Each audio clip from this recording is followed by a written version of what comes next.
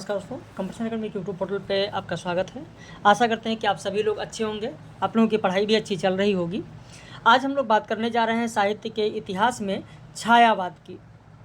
छायावाद क्या है, इसके बारे में जानेंगे। छायावाद के बारे में किसने क्या कहा, छायावाद की प्रमुख विशेषताएँ कौन सी हैं, छायावाद की परिभाषाएँ किसने क्या दिया है, छायावाद की काव्यगत विशेषता क्या है, इसके बाद छायावाद की काव्य शैली, भाषा शैली क्या है, उसमें छंद कौन से हैं, यानी शैलीगत प्रवृत्तियाँ कौन कौन सी हैं। तो इन सब की चर्चा हम लोग इस लेक्चर में करेंगे। और इसके बाद छायावादी लेखकों की बात एक एक करके की जाएगी कल के लेक्चर में।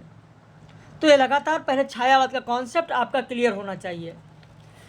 देखिए, बहुत सारे लोग कहते हैं कि सर छायावाद मैंने पढ़ा है, लगभग सारी रचनाएं मैंने छायावाद पढ़ लिया है। अब अगर कहा जाए कि छायावाद के बारे में सही कथन कौन सा है, दे दिया गया। अगर कि जयशंकर प्रसाद के अनुसार छायावादी काव्य क्या है, पहला पॉइंट दे दिया गया दुखवादी। दूसरा पॉइंट दे दिया गया आनंदवादी। तीसरा पॉइंट दे दिया गया अद्वैतवादी। और इसमें से कहा गया कौन कौन सा सही है, 1 2 2 3 1 3 1 2 3 क्या है। तो कुछ लोग कहेंगे सर मैंने पढ़ा है लेकिन मुझे याद नहीं आ रहा है कि दुखवादी है या आनंदवादी है या अद्वैतवादी तो मैंने कभी सुना ही नहीं, है ना। तो इस तरीके के बहुत सारे तथ्य निकल कर सामने आते हैं। तो पहले छायावाद है क्या, पूरी कॉन्सेप्ट समझें। और जब तक आपका कॉन्सेप्ट नहीं क्लियर होगा तब तक केवल रटने से किसी भी परीक्षा को आप क्वालिफाई नहीं कर सकते हैं। इसलिए कॉन्सेप्ट बहुत ज़रूरी है, एक एक तथ्यों को समझना बहुत ज़रूरी है। वीडियो को अंत तक देखें, और एक बार अगर आपने अंत तक देख लिया तो फिर मुझे लगता है कि कभी भी छायावाद से आने वाला प्रश्न आपका गलत नहीं होगा किसी भी परीक्षा में। मैं कवियों की बात नहीं कर रहा हूँ, सिर्फ छायावाद की प्रवृत्तियाँ, उनके बारे में कहे गए कथन की बात कर रहा हूँ। और वीडियो को आगे बढ़ने से पहले एक चीज़ ध्यान रखिएगा, जब भी लेक्चर देखने बैठिए कॉपी पेन लेकर बैठिए। कॉपी पेन अगर रहेगा तो पीडीएफ में बहुत सारी चीज़ें नहीं होती हैं, समझाई जाती हैं, बताई जाती हैं, उन्हें लिखते चलें। मैं ये मान कर चल रहा हूँ कि आप हमारे सामने बैठे हैं, जैसे कि ऑफलाइन कक्षाओं में आप पढ़ने जाते हैं, ठीक उसी तरीके से मैं मानकर चल रहा हूँ कि आप ऑफलाइन बैठे हैं। जैसे जिनका अभी कल एडमिशन हुआ है वो लोग जरूर ध्यान दें। राहुल जिनका कल एडमिशन हुआ है, विनीत जिनका कल एडमिशन हुआ है, फातिमा नाज जिनका कल एडमिशन हुआ है, सलमा जिनका परसों एडमिशन हुआ है, संगीता जिनका परसों एडमिशन हुआ है। तो आप लोग जिन लोगों का एडमिशन हुआ है मध्य प्रदेश असिस्टेंट प्रोफेसर के लिए, वो लोग ज़रूर ध्यान दें कि लेक्चर जब देखने बैठिए तो कॉपी पेन लेकर बैठिए। तो चलिए शुरू करते हैं आज का ये महत्वपूर्ण लेक्चर को अंत तक देखिएगा। आज का वीडियो पब्लिश है, सभी लोगों के लिए है, तो इसलिए लेक्चर को देखिए और कॉपी पेन लेकर बैठिए। जो चीज़ें आपके समझ में नहीं आ रही उन्हें ज़रूर लिखते चलें। सविता, ध्यान रखिएगा। सविता हैं, शालिनी हैं, रणधीर हैं, राघवेंद्र हैं, केडी प्रजापति हैं, भगवती देवी हैं, अर्पिता हैं, अंकित हैं,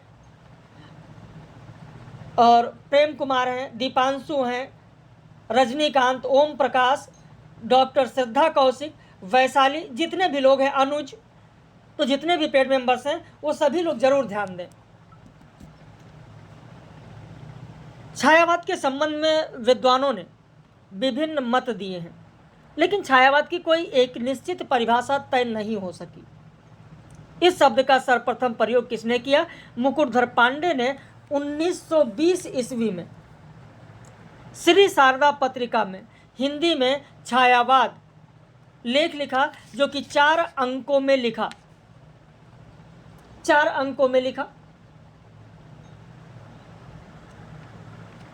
लेकिन अब यहाँ पर जो छायावाद शब्द है, क्या छायावाद ही मानना उचित होगा? बच्चन सिंह ने कहा है, बच्चन सिंह ने यह कहा कि छायावाद मानना उचित नहीं होगा, क्योंकि छायावाद मानने से, देखिए कविता में तो हम कह सकते हैं कि ये छायावादी हैं, ये छायावादी कवि हैं, लेकिन क्या उपन्यास में आप कह सकते हैं ये उपन्यास छायावादी उपन्यास है, या यह नाटक छायावादी नाटक है? जयशंकर प्रसाद के जो नाटक हैं, आप स्कंदगुप्त नाटक देखें, चंद्रगुप्त नाटक देखें, ध्रुवसामनी नाटक देखें, अजातशत्रु नाटक देखें, आप कहेंगे ये छायावादी नाटक है? या आप उपन्यास की बात करें, कहेंगे छायावादी उपन्यास, ऐसा नाम आपने सुना है? तो इसीलिए बच्चन सिंह कहते हैं कि हिंदी साहित्य के इतिहास में दो काल ऐसे हैं, एक तो रीतिकाल, एक तो छायावाद काल, जिसके नामों के लेकर बहुत ऊहापोह रहता है। इसलिए वो कहते हैं कि हम छायावाद को स्वच्छंदता युग कहेंगे, स्वच्छंदतावाद कहेंगे, छायावाद ना कहकर अगर स्वच्छंदतावाद कहा जाए तो ये समस्याएं हल हो जाती हैं, चाहे वो उपन्यास हो, चाहे वो नाटक हो, चाहे वो कहानी हो, चाहे वो कविता हो, सभी को हम स्वच्छंदतावादी कह सकते हैं। ये किसका मानना है? तो बच्चन सिंह का मानना है। वो कहते हैं कि छायावाद को स्वच्छंदता युग कहने से बहुत सारी जो समस्याएं हैं, जो शीर्षक की समस्याएं हैं, वो शीर्षक की समस्याएं समाप्त हो जाती हैं। यह मानना है बच्चन सिंह का। लेकिन यहाँ पर जो ये कहा जा रहा है कि छायावाद शब्द का सर्वप्रथम प्रयोग, ये लिखित प्रयोग मुकुटधर पांडे ने किया, लेकिन इसका छायावाद शब्द का प्रचलन पहले हो चुका था। पद्मलाल पुन्नालाल बख्शी ने मुकुटधर पांडे की कविता कुररी के प्रति को छायावाद की पहली कविता माना। मुकुटधर पांडे की 1916 में पहली कविता संग्रह पूजा के फूल भी प्रकाशित हुई थी, जबकि छायावाद की पहली रचना जयशंकर प्रसाद की झरना को माना जाता है, जिसका प्रकाशन 1918 में हुआ, और 1918 से ही छायावाद शुरू होता है माना जाता है। तो इसीलिए छायावाद की पहली रचना झरना को ही माना जाता है। झरना संग्रह की जो पहली कविता है वह है प्रथम प्रभात, और ये झरना ही है जिसे छायावाद की प्रथम प्रयोगशाला भी कहा जाता है। जब प्रथम प्रयोगशाला की बात आई तो मैंने दूसरा रचना भी यहाँ दे दिया, जयशंकर प्रसाद की आंसू को, जिसे हिंदी का मेघदूत भी कहा जाता है। मुकुटधर पांडे ने छायावाद को भाव प्रकाशन का एक नया मार्ग कहा। भाव प्रकाशन का एक नया मार्ग कहा। मुकुटधर पांडे ने अपने लेख में छायावाद की 5 विशेषताओं की चर्चा की है, 5 विशेषताओं की बात की है। और वो 5 विशेषताएं कौन सी हैं? वैतिकता, शैलीगत वैशिष्ट, स्वतंत्र चेतना, अस्पष्टता, रहस्यवादिता। वैतिकता की जब बात आती है तो छायावादी काव्य में निर्वैतिकता का आवरण उतार फेंका है। छायावादी काव्य ने जो निर्वैतिकता था उसका आवरण उतार फेंका है। छायावादी कवि निजी ढंग से बातें करते हैं, और निजी ढंग से बातें करते हैं मतलब पाठक का आत्मीय बनकर, और वो साहसपूर्वक काव्य में व्यक्त अनुभूतियों को अपनी अनुभूतियां कहकर प्रस्तुत करते हैं। और इस तरीके से आप देखेंगे कि कविताओं में यह भाव सुनाई पड़ता है। निराला ने लिखा है कि मैंने यानी मैं शैली अपनाई है। निराला ने मैं शैली अपनाई है। सुमित्रानंदन पंत ने बालिका मेरी मनोरम मित्र है, यहाँ भी मैं शैली अपनाई गई, यानी वैतिकता की बात की गई है। यानी स्वच्छंदतावाद, छायावाद की स्वच्छंदता का संबंध किससे है? छायावाद की स्वच्छंदता का संबंध है व्यक्तिवाद से। इस युग में ही आत्मकथा लिखने की प्रथा का प्रचलन हुआ था, और आत्मकथा में भी तो अपनी बात खुलकर कहने के साहस की आवश्यकता पड़ती है। तो कहने का आशय यह है कि छायावादी कवि अपनी व्यक्तिगत और निजी अनुभूतियों को अपनी अनुभूति कहकर प्रस्तुत करते हैं, और उसके काव्य में वैतिकता का स्वर होता है। मुकुटधर पांडे ने कहा कि कि छायावाद अध्यात्म जगत को लेकर खेलने की वस्तु है, वह मुट्ठी भर लोगों की क्रीड़ा भूमि है। विभिन्न विद्वानों ने छायावाद की व्याख्या जो की है वह अलग अलग की है। सबसे पहले अगर आचार्य शुक्ल की बात करें तो शुक्ल ने छायावाद को चित्र भाषा शैली कहा और उन्होंने कहा छायावाद शब्द का प्रयोग दो अर्थों में समझना चाहिए, रहस्यवाद के अर्थ में और काव्य शैली के अर्थ में। रहस्यवाद के अर्थ में और काव्य शैली के अर्थ में, दो अर्थ में समझना चाहिए। और जब काव्य शैली की बात आती है तो छायावाद की शाखा के भीतर धीरे धीरे काव्य शैली का बहुत अच्छा विकास हुआ, इसमें संदेह नहीं है। आप देखेंगे इसी पर आधारित कथन भी पूछे जाते हैं, इसी पर आधारित कथन भी परीक्षाओं में पूछे जाते हैं। इनका यह मानना है आचार्य शुक्ल जी का कि जो छायावाद है ये छायावाद रहस्यवाद है, छायावाद रहस्यवाद है और ये आध्यात्मिक रहस्यवाद है। और इन्होंने इसका संबंध ईसाई संतों के छायाभास से जोड़ा है, जो कहते हैं यूरोपीय काव्य क्षेत्र था, जिस तरीके से आध्यात्मिक प्रतीकवाद था उसी के अनुसरण पर यहाँ पर छायावाद शुरू हुआ और सबसे पहले बांग्ला में आया और धीरे धीरे बांग्ला से होते होते उत्तर भारत में ये फैल गए।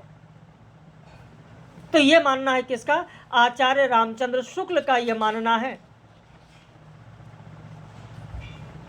आचार्य रामचंद्र शुक्ल का मानना है, इसे जरूर ध्यान रखिएगा।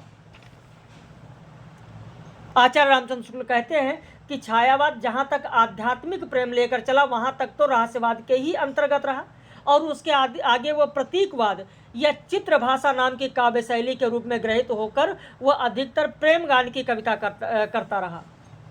तो यह मानना है किसका? आचार्य रामचंद्र शुक्ल का। तो रहस्यवाद के अर्थ में और काव्य शैली के अर्थ में कहते हैं कि इसे समझना चाहिए। आचार्य रामचंद्र शुक्ल ने यह कहा कि छायावाद नाम चल पड़ने का परिणाम ये हुआ कि बहुत से कवि रहस्यात्मकता, अभिव्यंजना के लाक्षणिक वैचित्र, वस्तु विन्यास की विशृंखला, चित्रमयी भाषा, मधुमयी कल्पना को ही साध्य मानकर चले। शुक्ल जी ने छायावाद का प्रवर्तक मुकुटधर पांडे और मैथिली शरण गुप्त को माना है। छायावाद जहां आध्यात्मिक प्रेम लेकर चला वहां तक तो रहस्यवाद के ही अंतर्गत रहा, उसके आगे प्रतीकवाद या चित्रभाषा की काव्य शैली के रूप में ग्रहित होकर वह अधिकतर प्रेम गान करता रहा। तो इस तरह छायावाद रहस्यवाद और प्रतिबिंबवाद है। ये किसका मानना है? तो आचार्य रामचंद्र शुक्ल का मानना है। छायावाद का चलन द्विवेदी काल की रूखी इतिवृत्तात्मकता की प्रतिक्रिया के रूप में हुआ है। यानी आचार्य रामचंद्र शुक्ल का यह मानना है कि छायावाद द्विवेदी युगीन इतिवृत्तात्मकता की प्रतिक्रिया है। इस तृतीय उत्थान में जो परिवर्तन हुआ और पीछे छायावाद कहलाया वह इसी द्वितीय उत्थान की कविता के विरुद्ध कहा जा सकता है। लेकिन इसी कथन में जहां पर उन्होंने ये माना आचार्य शुक्ल ने कि छायावाद का चलन द्विवेदी काल की रूखी इतिवृत्तात्मकता प्रतिक्रिया के रूप में हुआ है, इसी पर डॉक्टर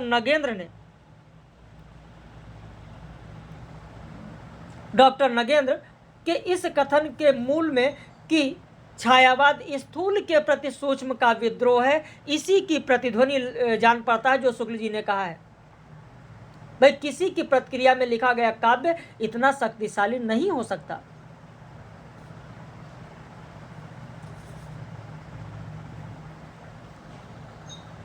छायावाद का केवल मूल अर्थ रहस्यवाद लेकर तो हिंदी काव्य क्षेत्र में चलने वाली श्री महादेवी वर्मा ही हैं। पंत प्रसाद निराला इत्यादि सब कवि प्रतीक पद्धति या चित्रभाषा शैली की दृष्टि से ही छायावादी कहलाए। छायावाद एक मधुचर्या है। ये किसका मानना है? तो आचार्य रामचंद्र शुक्ल जी का मानना है। भाई शुक्ल जी को स्वयं यह लाक्षणिक पद्धति शुक्ल जी को स्वयं लाक्षणिक पद्धति पसंद है। वह छायावाद की मूर्तिमत्ता की प्रशंसा करते हैं। छायावाद की मूर्तिमत्ता की प्रशंसा करते हैं आचार्य शुक्ल जी। वो कहते हैं कि छायावाद में नाना अर्थभूमियां नहीं है, उसमें मुख्यतः प्रेमगान है। पूरा छायावाद काल, जिसे मैं स्वच्छंदतावादी काल कहना चाहूँगा, विषय वस्तु, साहित्यिक विधा और भाषा की दृष्टि से इतना वैविध्यपूर्ण है कि आधुनिक काल में उसका जोड़ मिलना कठिन है। छायावाद में आचार्य शुक्ल को अन्योक्ति पद्धति दिखाई देती है। अन्योक्ति पद्धति दिखाई देती है। भाई अन्योक्त पद्धति में तो एक नैतिक आग्रह होता है, वह अपनी अन्वित में पूर्ण होती है, लेकिन छायावाद में नैतिक आग्रह नहीं है, लेकिन शुक्ल जी को दिखाई देती है। शुक्ल जी कहते हैं कि आंतरिक प्रभाव साम्य के आधार पर लाक्षणिक और व्यंजनात्मक पद्धति का प्रगल्भ और प्रचुर विकास छायावाद काव्य शैली की असली विशेषता है। लिखना चाहें लिख लें, यहाँ पर एक कथन लिख लें आचार्य रामचंद्र शुक्ल का।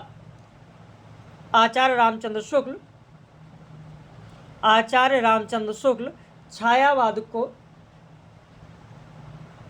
अन्योक्ति पद्धति भी कहा है। अन्योक्ति पद्धति भी कहा है,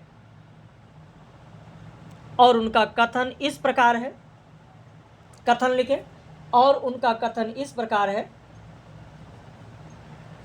आंतरिक प्रभाव साम्य के आधार पर, आंतरिक प्रभाव साम्य के आधार पर लाक्षणिक और व्यंजनात्मक पद्धति, लाक्षणिक और व्यंजनात्मक पद्धति का प्रगल्भ और प्रचुर विकास, प्रगल्भ और प्रचुर विकास छायावाद काव्य शैली की, छायावाद काव्य शैली की असली विशेषता है, असली विशेषता है। इसीलिए लिख लीजिए आप, एक पॉइंट और लिख लीजिए। इसीलिए बच्चन सिंह ने आचार्य रामचंद्र शुक्ल को मॉडरेट कहा है। आचार्य रामचंद्र शुक्ल को बच्चन सिंह ने मॉडरेट कहा है। मॉडरेट, बच्चन सिंह कहते हैं कि द्विवेदी युग के कवि, लेखक मॉडरेट और स्वच्छंदतावाद के लेखक राष्ट्रवादी थे, और अपनी तलस्पर्शी साहित्यिक प्रतिभा के बावजूद शुक्ल जी मॉडरेट ही थे। ये किसने कहा है? तो बच्चन सिंह ने कहा है। अब अगर हम बात जयशंकर प्रसाद की करें, जयशंकर प्रसाद, तो जयशंकर प्रसाद ने कहा कि जब वेदना का आधार स्वानुभूतिमयी अभिव्यक्ति होने लगी, तब हिंदी में उसे छायावाद नाम से अभिहित किया गया। ध्वन्यात्मकता, लाक्षणिकता, सौंदर्य में प्रतीक विधान, उपचार वक्रता के साथ स्वानुभूति की विवृति छायावाद की विशेषता है।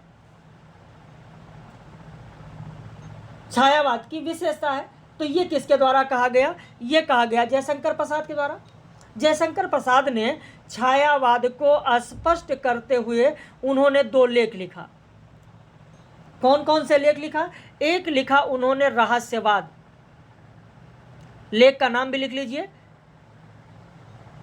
जयशंकर प्रसाद ने छायावाद को स्पष्ट करते हुए 2 लेख लिखा। एक लिखा रहस्यवाद और दूसरा लिखे यथार्थवाद और छायावाद। यथार्थवाद, यथार्थवाद और छायावाद, यथार्थवाद और छायावाद। रहस्यवाद में शुक्ल जी के उस मत का इन्होंने विरोध किया जिसमें उन्होंने रहस्यवाद को अभारतीय कहा है, यानी विदेशी कहा है, जबकि छायावाद की निरुक्ति मूलक व्याख्या जयशंकर प्रसाद ने की है।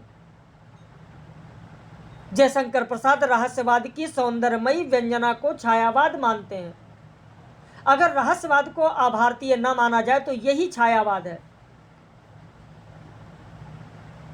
जयशंकर प्रसाद लिखते हैं कि यथार्थवाद दुखवादी है तो छायावाद आनंदवादी, जो भी मैंने प्रारंभ में आपको बताया था। छायावाद क्या है? आनंदवादी है। रहस्यवाद द्वैतवादी है। रहस्यवाद द्वैतवादी है, तो छायावाद अद्वैतवादी है। छायावाद अद्वैतवादी है। छायावादी कविता में अभिव्यक्ति का बहुत ही निराला ढंग मिलता है। ये किसके द्वारा कहा गया? तो जयशंकर प्रसाद के द्वारा कहा गया। डॉक्टर नगेंद्र ने छायावाद के बारे में कहा, स्थूल के प्रति सूक्ष्म का विद्रोह है। वहीं नंदुलारे वाजपेयी ने कहा है, नंदुलारे वाजपेयी ने कहा कि मानव अथवा प्रकृति के सूक्ष्म किंतु व्यक्त सौंदर्य में आध्यात्मिक छाया का भान मेरे विचार से छायावाद की सर्वमान्य व्याख्या हो सकती है। तो इन्होंने छायावाद को सांस्कृतिक जागरण से संबंध भी माना। छायावाद की मुख्य प्रेरणा धार्मिक न होकर मानवीय और सांस्कृतिक है। हम उसे 20वीं शताब्दी की मानवीय प्रगति की प्रतिक्रिया भी कह सकते हैं। इधर रामकुमार वर्मा की बात करें तो रामकुमार वर्मा ने कहा कि परमात्मा की छाया आत्मा में, आत्मा की छाया परमात्मा में पड़ने लगी, तभी छायावाद की सृष्टि हुई। तो रामस्वरूप चतुर्वेदी ने कहा कि छायावाद मूलतः शक्ति काव्य है। महादेवी वर्मा ने कहा छायावाद तत्व प्रकृति के बीच जीवन की उद्गीत है, उसका मूल दर्शन सर्वात्मवाद है। सृष्टि के वाहिकर पर इतना लिखा जा चुका था कि मनुष्य का हृदय अभिव्यक्ति के लिए रो उठा। स्वच्छंद छंद में चित्रित उन मानव अनुभूतियों का नाम छाया उपयुक्त ही था, और मुझे तो आज भी उपयुक्त ही लगता है। तो रामविलास शर्मा का मानना है कि छायावाद स्थूल के प्रति सूक्ष्म का विद्रोह नहीं रहा, वरन थोथी नैतिकता, रूढ़िवाद और सामंती साम्राज्य विरोधी बंधनों के प्रति विद्रोह रहा है। यह विद्रोह मध्य वर्ग के तत्वाधान में हुआ था, इसलिए उसके साथ मध्य वर्गीय असंगति, पराजय और पलायन की भावना भी जुड़ी हुई है।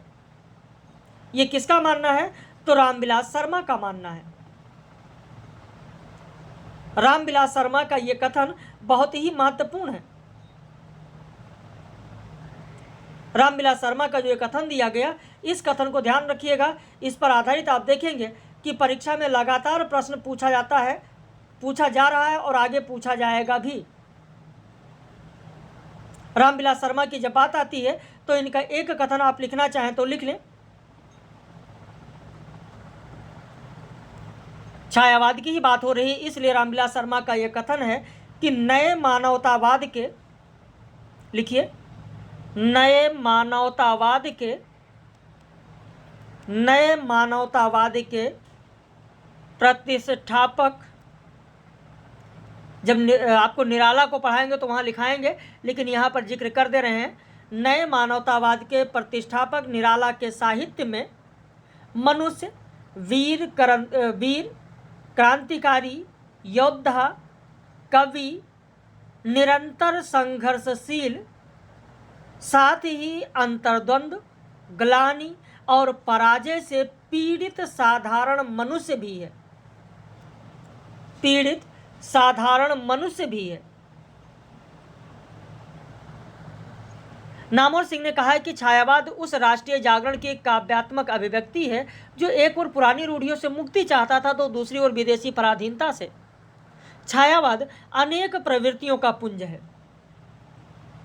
छायावाद अनेक प्रवृत्तियों का पुंज है। छायावाद व्यक्तिवाद की कविता है जिसका आरंभ व्यक्ति के महत्व को स्वीकार करने और करवाने से हुआ है। महावीर प्रसाद द्विवेदी की जब बात आती है तो छायावाद के लोगों का क्या मतलब है, छायावाद से लोगों का क्या मतलब है, कुछ समझ में नहीं आता। शायद उनका मतलब है कि किसी कविता के भावों की छाया यदि कहीं अन्यत्र जाकर पड़े तो उसे छायावादी कविता कहना चाहिए। इन्होंने यह भी कहा कि छायावाद एक अन्योक्त पद्धति की तरह है, जैसा कि महावीर प्रसाद द्विवेदी ने कहा। ऐसा ही द्विवेदी जी के कथन को लेकर आचार्य रामचंद्र शुक्ल ने कहा है। रामचंद्र शुक्ल ने कहा है। जब शुक्ल जी की बात आती है तो छायावाद की प्रतिष्ठा एक छायावाद की प्रतिष्ठा के संघर्ष एक निबंध है।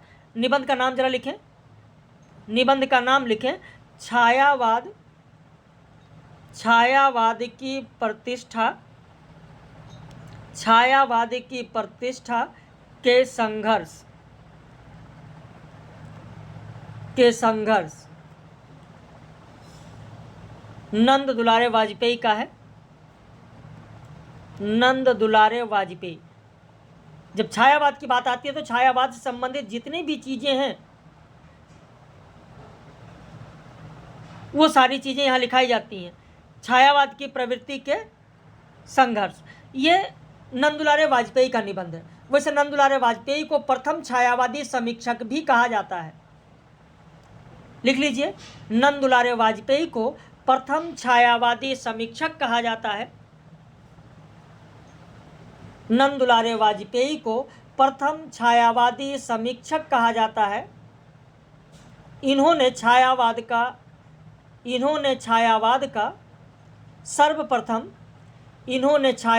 का सर्वप्रथम मानवीय और सांस्कृतिक प्रेरणा के रूप में विश्लेषण किया। इन्होंने सर्वप्रथम छायावाद का मानवीय और सांस्कृतिक प्रेरणा के रूप में विश्लेषण किया। नंद दुलारे वाजपेयी ने यह भी लिखा कि मेरा आगमन हिंदी के छायावादी कवि, मेरा आगमन हिंदी के छायावादी कवि प्रसाद निराला पंत की कविता के विवेचन के रूप में हुआ है। मेरा आगमन हिंदी के छायावादी कवि प्रसाद निराला पंत की कविता के विवेचन के रूप में हुआ है, इसीलिए तो इनको प्रथम छायावादी समीक्षक कहा जाता है। तो इनका जो निबंध है छायावाद की प्रतिष्ठा निबंध, छायावाद की प्रतिष्ठा जो निबंध मैंने आपको लिखाया है, इसी निबंध में आचार्य रामचंद्र शुक्ल को हिंदी समीक्षा का बालारूढ़ कहा है। नंद दुलारे वाजपेयी ने अपने निबंध छायावाद की प्रतिष्ठा के संघर्ष में आचार्य रामचंद्र शुक्ल को हिंदी समीक्षा का बालारूढ़ कहा है। हिंदी समीक्षा का बालारूढ़ कहा है। लिख लिया आपने? इसीलिए मैं कहता हूं कि पीडीएफ में सारी चीज़ें नहीं होती, कॉपी पेन लेकर बैठा करिए। जैसे ऑफलाइन कक्षा में बैठते हैं, मैं यही मानता हूं कि आप ऑफलाइन कक्षा में बैठे हैं। आचार्य हजारी प्रसाद द्विवेदी ने कहा कि छायावाद एक विशाल सांस्कृतिक चेतना का परिणाम है, जिसमें कवियों की भीतरी आकुलता ने ही नवीन भाषा शैली में अपने को अभिव्यक्त किया। छायावाद के मूल में पाश्चात्य रहस्यवादी भावना अवश्य थी। इस श्रेणी की मूल प्रेरणा अंग्रेजी की रोमांटिक भावधारा की कविता से प्राप्त हुई और इसमें संदेह नहीं कि उक्त भावधारा की पृष्ठभूमि में ईसाई संतों की रहस्यवादी साधना अवश्य थी। इसके अनुसार इस युगधारा की विशेषताएं इस प्रकार हैं। और क्या कहा हजारी प्रसाद द्विवेदी ने, क्या विशेषताएं दी हैं? तो उन्होंने कहा छायावादी काव्य में रहस्यवादी प्रवृत्ति रहती है। छायावादी कविता प्रेम, सौंदर्य और प्रकृति का काव्य है। छायावाद में स्थूलता के स्थान पर सूक्ष्मता रहती है। छायावाद की शैली, शिल्प और अभिव्यंजना पद्धति में नवीनता है। छायावाद में स्वानुभूति की प्रधानता है। उपर्युक्त लक्षणों के आलोक में छायावाद की एक सामान्य परिभाषा इस प्रकार भी दी जा सकती है कि प्रेम, प्रकृति और मानव सौंदर्य की स्वानुभूतिमयी रहस्यपरक सूक्ष्म अभिव्यंजना लाक्षणिक और प्रतीकात्मक शैली में जिस काव्य की रचना होती है उसे छायावाद कहा जाता है। भारत नामक पत्र जो कि प्रयाग से प्रकाशित होता था, इसमें नंद दुलारे वाजपेयी ने कई लेख लिखे। अपने इसी लेख में उन्होंने सुमित्रानंदन पंत को छायावाद का जनक माना है। सुमित्रानंदन पंत को छायावाद का जनक माना है। देखिए, जब पंत की बात आती है तो पंत के बारे में कई चीज़ें हैं जो नंद दुलारे वाजपेयी ने अपने लेखों में कहा है। जो सुमित्रानंदन पंत की कविता परिवर्तन है, सुमित्रानंदन पंत की कविता जो परिवर्तन है, परिवर्तन को नंद दुलारे वाजपेयी ने दर्शन संवलित काव्य कहा है। दर्शन संवलित दर्शन संवलित काव्य कहा है, दर्शन संवलित काव्य कहा है। जब पंत की बात आती है तो दर्शन संवलित काव्य इनकी रचना को यानी परिवर्तन कविता को इन्होंने कहा है। इलाचंद जोशी की बात करें तो इलाचंद जोशी ने जयशंकर प्रसाद को छायावाद का प्रवर्तक माना। जयशंकर प्रसाद की रचना झरना को छायावाद की प्रयोगशाला का प्रथम आविष्कार माना जाता है। गीति काव्य का सर्वप्रथम प्रयोग किसने किया तो लोचन प्रसाद पांडे ने किया है।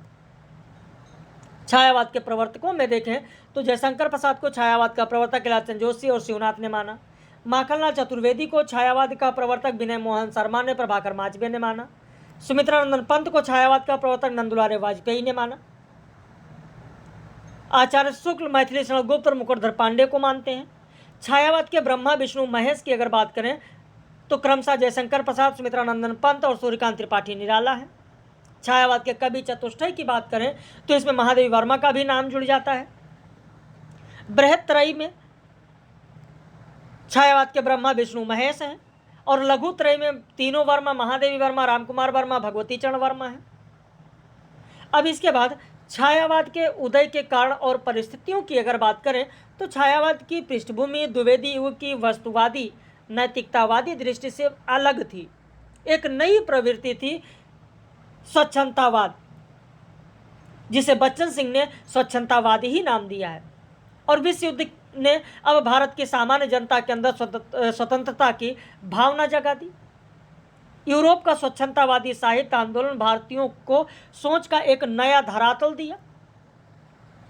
छायावाद की प्रमुख प्रवृत्तियों में अगर देखें तो असीम के प्रति अनुराग और आध्यात्मिक चेतना है, मानवीय और सांस्कृतिक चेतना है, प्रतीकात्मक और गीतात्मक शैली का प्रयोग है, बदलते हुए जीवन मूल्यों की अभिव्यक्ति है, थोथी नैतिकता और रूढ़िवादी के विरुद्ध विद्रोह है, वैज्ञानिक और भौतिकवादी प्रगति की अभिव्यक्ति है, आत्मबल अंतर्मुखी साधन है, अनुरागमय अनुभूति और शाश्वत एवं सूक्ष्म सौंदर्यवाद है, किसी वस्तु में अज्ञात साप्राण छाया का निरूपण है।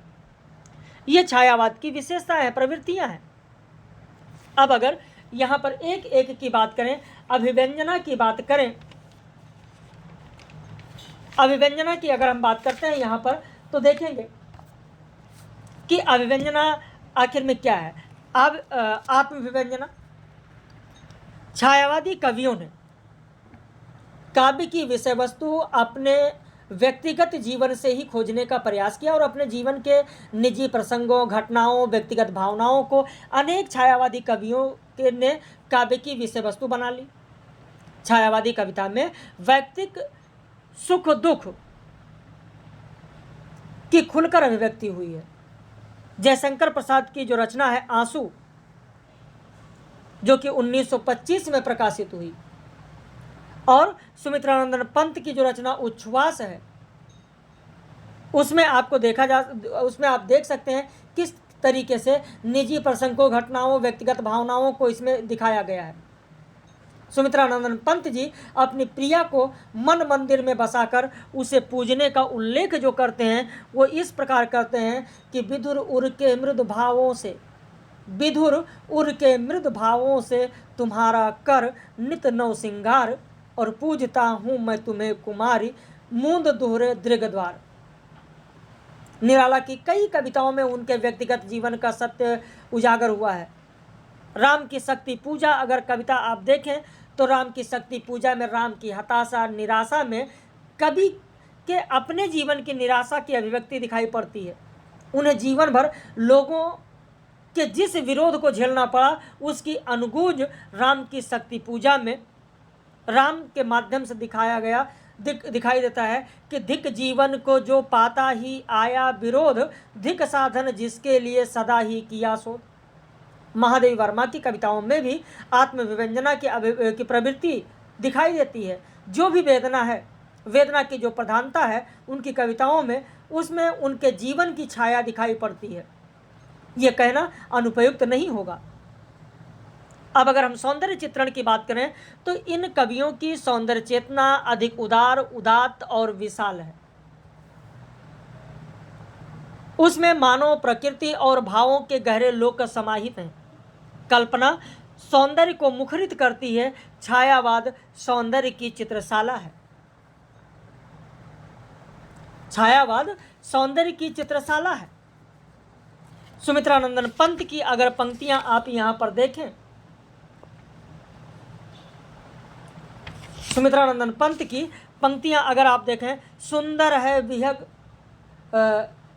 सुंदर है सुमन विहग सुंदर, मानो तुम सबसे सुंदरतम।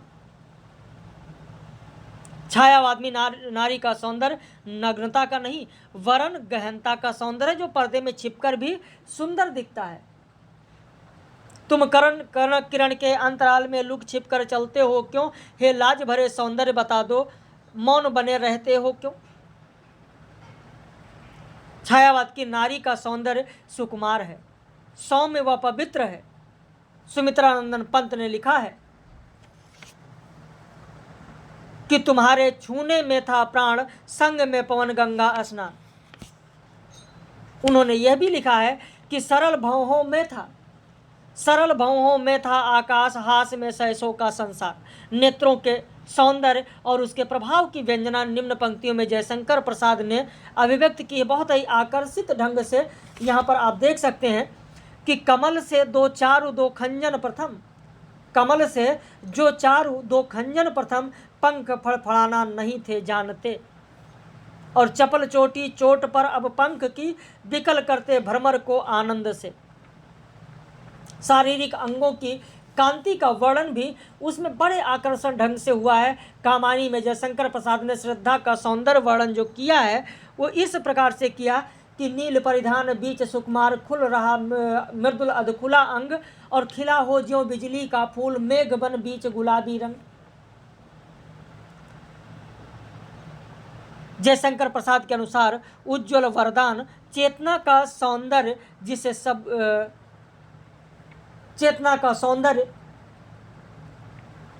सब कहते हैं, श्रद्धा का सौंदर्य, फूलों में पराग सुगंध और मकरंद से युक्त, कुसुम कानन अंचल में मंद पवन प्रेरित सौरभ साकार।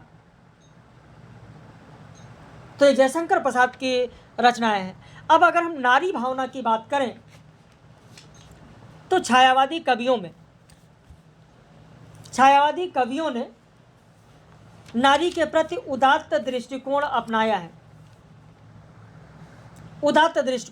है।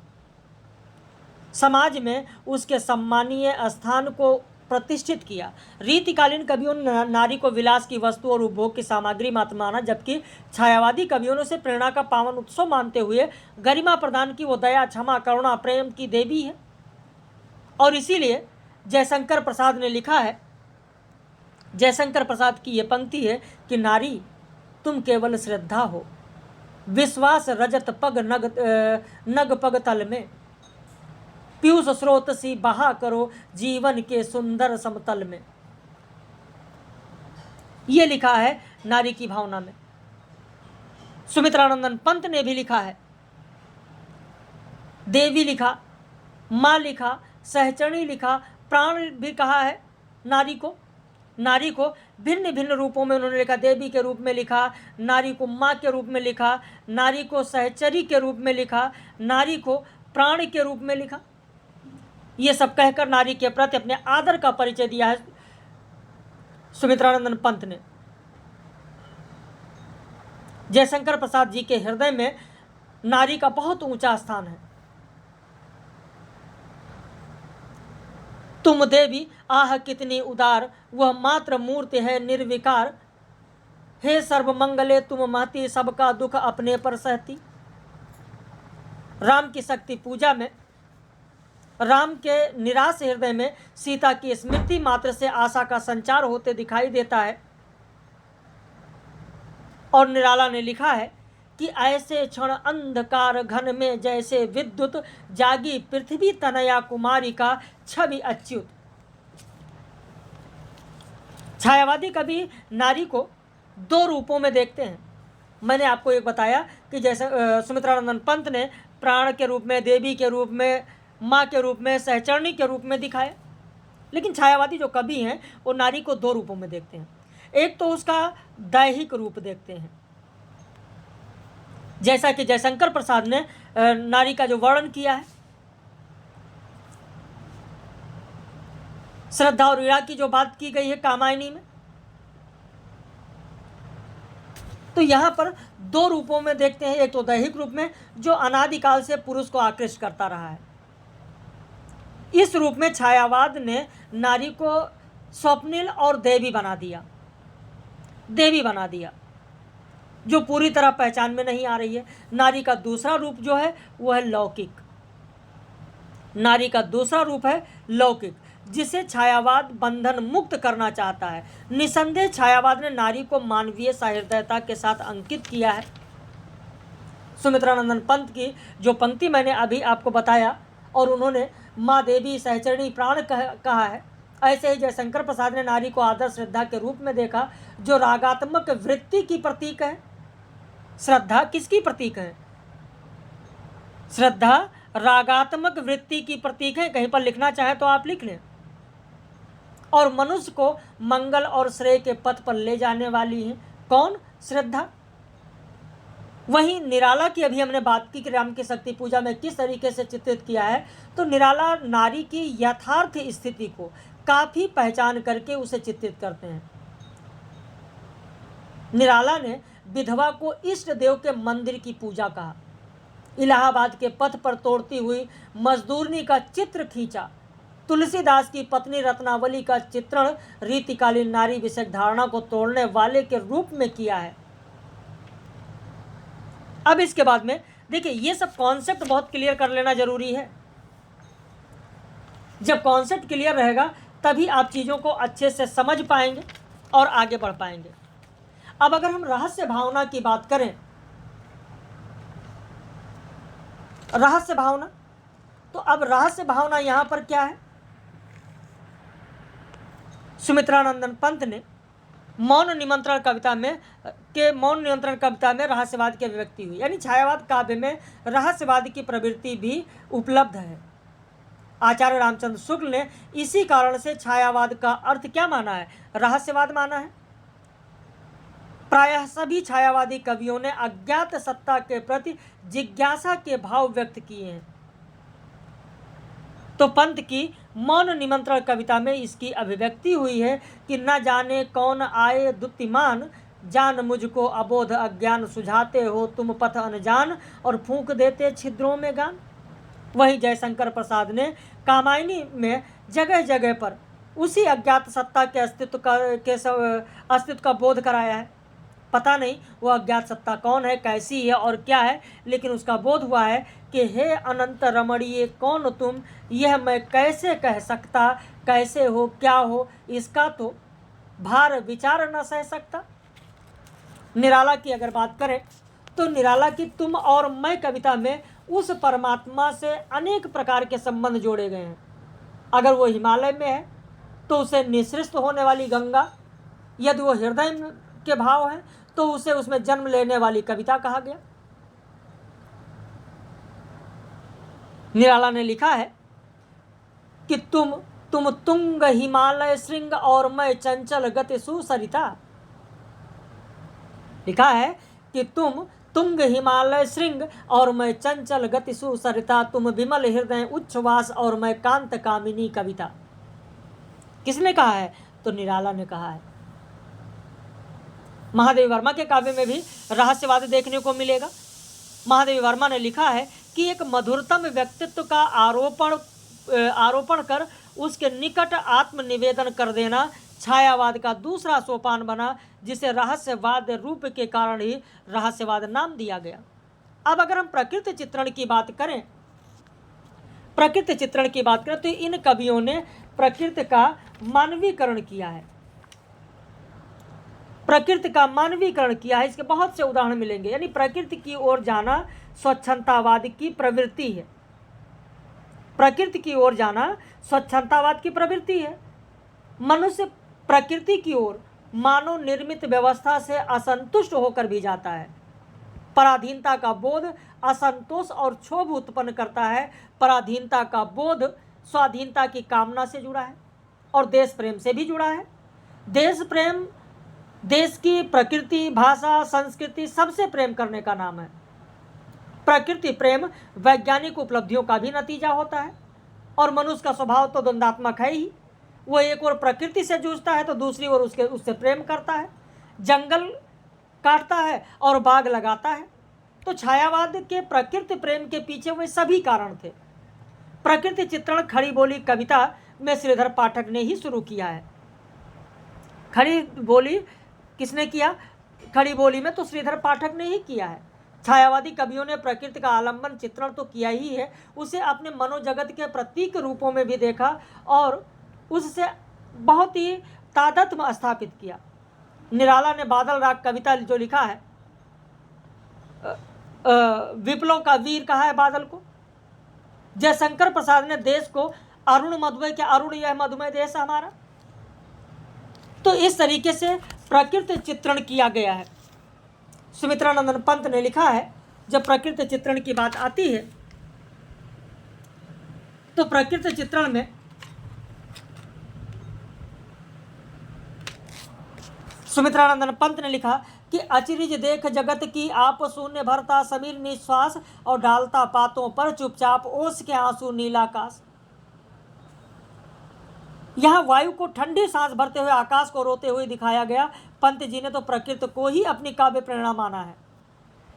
प्रकृति को काव्य प्रेरणा किसने माना है? प्रकृति को काव्य प्रेरणा किसने माना? तो सुमित्रानंदन पंत ने माना। वे प्रकृति सौंदर्य को नारी सौंदर्य पर वरीयता देते हैं। उनकी एक कविता है जिसका नाम है मोह। सुमित्रानंदन पंत की एक कविता मोह है, जिसमें वो नारी सौंदर्य में आकर्षण दिखाई देता है। और उसी मोह कविता की ये पंक्ति है कि छोड़ ध्रुवों की मृदु छाया, छोड़ ध्रुवों की मृदु छाया, तोड़ प्रकृति से भी माया, और बाले तेरे बाल जाल में कैसे उलझा दूं लोचन, भूल अभी से इस जग को। पंत जी प्रकृति के सुकुमार कवि कहे जाते हैं। प्रकृति सुषमा का चित्रण उन्होंने प्रकृति को आलंबन बनाकर अपनी कविताओं में किया है। आलंबन के रूप में प्रकृति निरूपण छायावादी प्रकृति चित्रण की प्रमुख विशेषता मानी जाती है।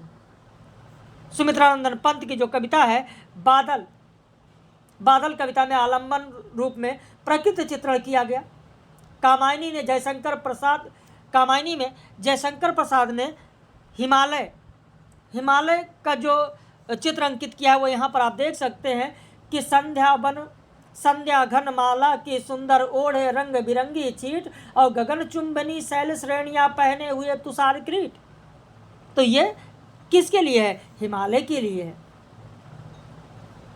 आलंबन रूप में, अतिरिक्त उद्दीपन रूप में, अलंकार रूप में, प्रतीकात्मक रूप में, मानवीकरण रूप में, हर तरीके से छायावादी काव्य में इसका निरूपण हुआ है। आप देख सकते हैं निराला ने लिखा कि मेघमय आसमान से उतर रही है संध्या सुंदरी परी सी धीरे धीरे। तभी रामकुमार वर्मा ने इसी प्रकृति चित्रण के लिए उन्होंने लिखा है कि प्रकृति का क्षेत्र ही इन कविता की विशेषता का क्षेत्र है। और ऐसी स्थिति में इस कविता को यदि छायावाद के बजाय प्रकृतिवाद कहें तो युक्त संगत होगा।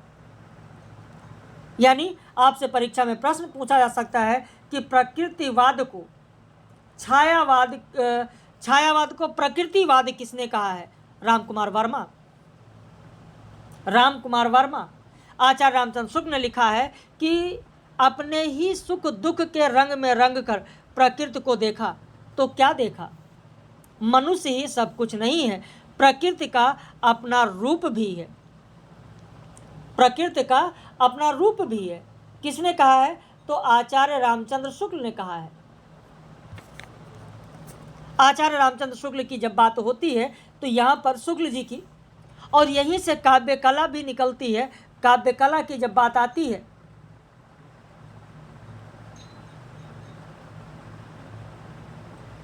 तो उन्होंने लिखा है कि अध्यात्म शब्द की मेरी समझ में काव्य या कला के क्षेत्र में कहीं कोई ज़रूरत नहीं है। आचार्य रामचंद्र शुक्ल ने लिखा कि अध्यात्म शब्द की, लिख लीजिए, अध्यात्म शब्द की मेरी समझ में काव्य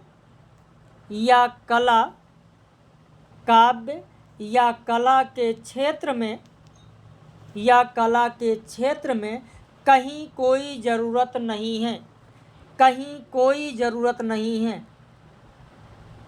यह रामचंद्र शुक्ल ने अपने लोक मंगल की साधना अवस्था निबंध में लिखा है, जो चिंतामणि भाग 1 में संकलित है। चिंतामणि भाग 1 में संकलित लोक मंगल की साधना अवस्था, लोक मंगल की साधना अवस्था में उन्होंने कहा है।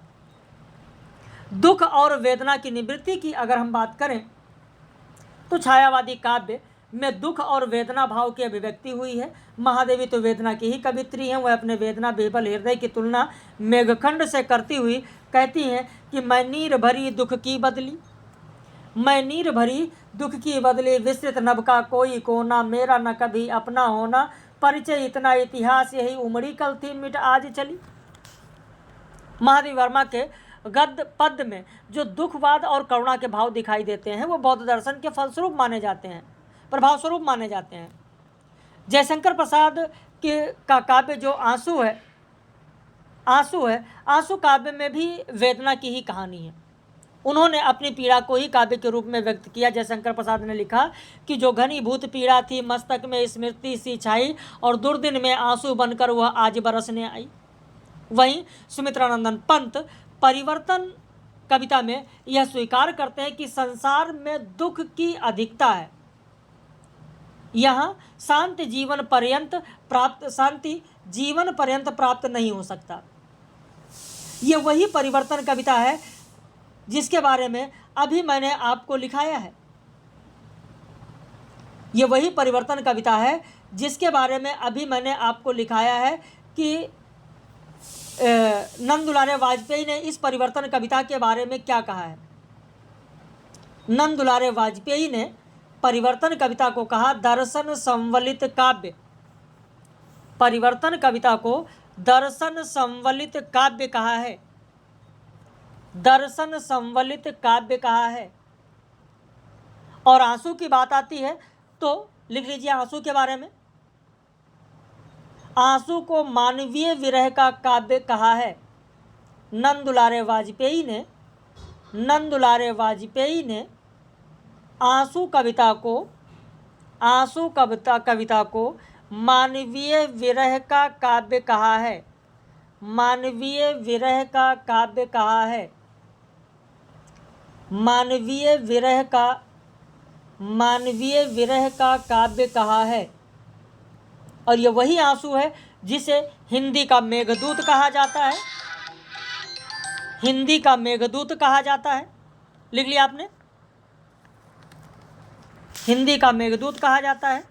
तो जयशंकर प्रसाद ने लिखा है कि जब वेदना के आधार पर स्वानुभूति में अभिव्यक्ति होने लगी तभी हिंदी में उसे छायावाद नाम से अभिहित किया गया। महादेवी वर्मा ने लिखा कि विश्व जीवन में अपने जीवन को विश्व वेदना में अपनी वेदना को इस प्रकार मिला देना जिस प्रकार जल बिंदु समुद्र में मिल जाता है, कभी का मोक्ष है। अब राष्ट्र प्रेम की अभिव्यक्ति की अगर बात करें तो छायावाद में राष्ट्र प्रेम की अभिव्यक्ति भी देखने को मिलता है। राष्ट्र प्रेम की अभिव्यक्ति भी या राष्ट्रीय भावना भी आपको देखने को मिलता है। राष्ट्रवाद में राष्ट्र प्रेम की अभिव्यक्ति भी देखने को मिलता है। जयशंकर प्रसाद ने अपनी रचना में लिखा है कि अरुण यह मधुमय देश हमारा। माखनलाल चतुर्वेदी ने भी लिखा है कि मुझे तोड़ लेना वनमाली उस पथ पर देना तुम थे। ऐसे ही विश्वनाथ त्रिपाठी ने लिखा कि छायावादी कवि प्रश्नाकुल हैं, वो जीवन जगत के रहस्यों को जान लेना चाहते हैं। छायावाद साम्राज्यवाद विरोधी मानवतावादी काव्यधारा है। वह व्यक्ति के दुख सुख का उदात्तीकरण करके उसे राष्ट्रीयता, अंतर्राष्ट्रीयता और सर्वात्मवाद तक पहुंचा देता है। जयशंकर प्रसाद का आंसू जो है, आंसू के उत्तरार्ध में जो मैंने अभी आपको चर्चा की कि घनीभूत पीड़ा, दुख दावा से दग्ध विश्व की पीड़ा से जोड़कर इस जग के वृंदावन बन जाने की कामना की है। ऐसे कामायनी में भी देखने को मिलेगा। निराला ने राम की शक्ति पूजा में भी दिखाया कि न्याय जिधर है उधर शक्ति, शक्ति की आराधना के प्रस्ताव की गई। तो राष्ट्रीय स्वाधीनता और शक्ति का काव्य यहाँ पर आपको देखने को मिलेगा। अब अगर हम श्रृंगार निरूपण की बात करें, श्रृंगार निरूपण, तो इस काल के सभी कवियों में श्रृंगार निरूपण देखने को मिलता है। सभी कवियों में श्रृंगार निरूपण देखने को मिलेगा, क्योंकि द्विवेदी युगीन कविता में श्रृंगार निरूपण बहुत कम होता था और जहाँ हुआ भी है वहाँ मर्यादित रूप में हुआ है। लेकिन छायावाद में यह आकर पुनः श्रृंगार की प्रतिष्ठा हुई और इन कवियों ने श्रृंगार के संयोग और वियोग दोनों पक्षों को लिया है। निराला की रचना अगर हम देखें जूही की कली, तो प्रकृत प्रतीकों से प्रेम व्यवहार को निरूपण किया गया है कि निर्दयी उस नायक ने निपट निठुराई की और झोंकों की झाड़ियों से सुंदर कुसुमार देह सारी झकझोर डाली। सुमित्रानंद पंत के काव्य में प्रेम और श्रृंगार भावना की बात बहुत ही सहज अभिव्यक्ति हुई है। प्रिया का आकर्षण मन को पागल कर देता है और लिखते हैं, वियोगी होगा पहला कभी आह से उपजा होगा गान। इसके अलावा सुमित्रानंद पंत की यह भी कविता है कि तुम में जो लावण्य मधुरिमा जो असीम सम्मोहन, तुम पर प्राण निछावर करने पागल हो उठता मन, नहीं जानती क्या निज बल तुम, जिन अपार आकर्षण। ऐसे ही जयशंकर प्रसाद की अगर बात करें तो आंसू कविता में उन्होंने लिखा है कि झंझा झकोर गर्जन था बिजली थी नीरद माला, और पाकर इस शून्य हृदय को सबने आघेरा डाला, रो रो कर सिसक कर कहता है करुण कहानी, तुम सुमन नोचते सुनते करते जानी अनजानी। डॉक्टर देवराज ने लिखा है कि छायावादी कवि सुंदर शब्द संचय द्वारा अपनी रचना में आकर्षण, सजावट, संगीत उत्पन्न करता है। अनुभूति को व्यक्त करना मुख्य ध्येय नहीं है। छायावाद की शैलीगत प्रवृत्तियों की अगर बात करें तो छायावादी काव्य विषय वस्तु और शिल्प विधान की दृष्टि से नवीनता लिए हुए है। लाक्षणिक भाषा का प्रयोग है, प्रतीकात्मक शैली का प्रयोग है, उपचार वक्रता, नवीन अलंकार विधान का प्रयोग है। सुमित्रानंद पंत की निम्न पंक्तियों में आप प्रतीकात्मकता और लाक्षणिकता भी देख सकते हैं कि अभी तो मुकुट बंधा था, मात हुए कल ही हल्दी से हाथ, खुले भी ना थे लाज के बोल, खिले भी चुंबन शून्य कपोल, हाय रुक गया यही संसार बना सिंदूर अंगार, और वातहत लतिका वह सुकुमार पड़ी है छिन्नाधार। यहाँ सुकुमार लता उस युवती का प्रतीक है जिसका सुहाग उजड़ गया है। सिंदूर का अंगार बनना उसके लिए क्या है, वैधव्य को सूचित करता है। तो भाषा में लाक्षणिकता का समावेश है। छायावादी काव्य में पारंपरिक अलंकारों के साथ साथ विशेषण, विपर्य, मानवीकरण, ध्वन्यार्थ, व्यंजना, विरोधाभास अलंकार की प्रचुरता भी देखने को मिलती है। मुक्त छंद के प्रवर्तक निराला माने जाते हैं। परिमल की भूमिका में उन्होंने लिखा कि मनुष्यों के मुक्ति की तरह कविता की भी मुक्ति होती है, और उनका मानना है कि कविता स्त्री की सुकुमारता नहीं, कवित्व का पुरुष गर्भ है। निराला ने ही कविता को कल्पना के कानन की रानी कहा। इन्होंने कविता को हिंदी का जातीय छंद कहा। कुछ आलोचकों ने मुक्त छंद को रबड़ या केचुआ छंद भी कहा। सुमित्रानंद पंत ने कहा कि छायावाद अब काव्य न रहकर केवल अलंकृत संगीत बन गया था। महावीर प्रसाद द्विवेदी ने लिखा कि तुले हुए शब्दों में कविता करने और तुक, अनुप्रास आदि ढूंढने से कवियों की विचार स्वतंत्र में बाधा आती है। रामचंद्र शुक्ल ने कहा कि संस्कृत पदावली का अधिक आश्रय लेने से खड़ी बोली के मंजने की संभावना दूर ही रहेगी। वहीं हजारी प्रसाद द्विवेदी ने लिखा है कि छायावाद एक विशाल सांस्कृतिक चेतना का परिणाम था, जिसमें कवियों की भीतरी आकुलता ने ही नवीन भाषा शैली में अपने आप को अभिव्यक्त किया। रामचंद्र शुक्ल ने लिखा कि प्रकृत प्रांगण के चर अचल प्राणियों का रागपूर्ण परिचय, उनकी गतिविधि पर आत्मीय व्यंजक दृष्टिपात, दुख सुख में उनके साहचर्य की भावना, ये सब बातें स्वाभाविक स्वच्छंदतावाद के प्रतिचिन्ह हैं।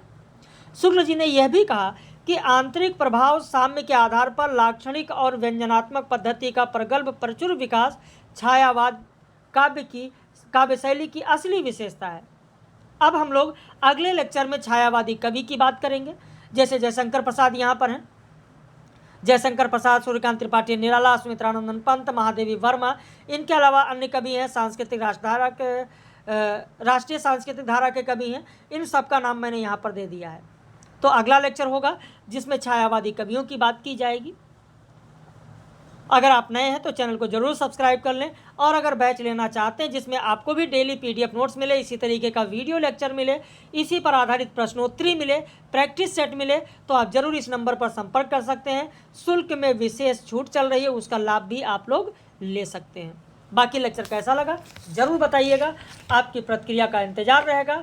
वीडियो को ज़्यादा से ज़्यादा शेयर करें ताकि और भी लोग इससे लाभ ले सकें। तो आज का ये वीडियो सभी के लिए है, पब्लिश है।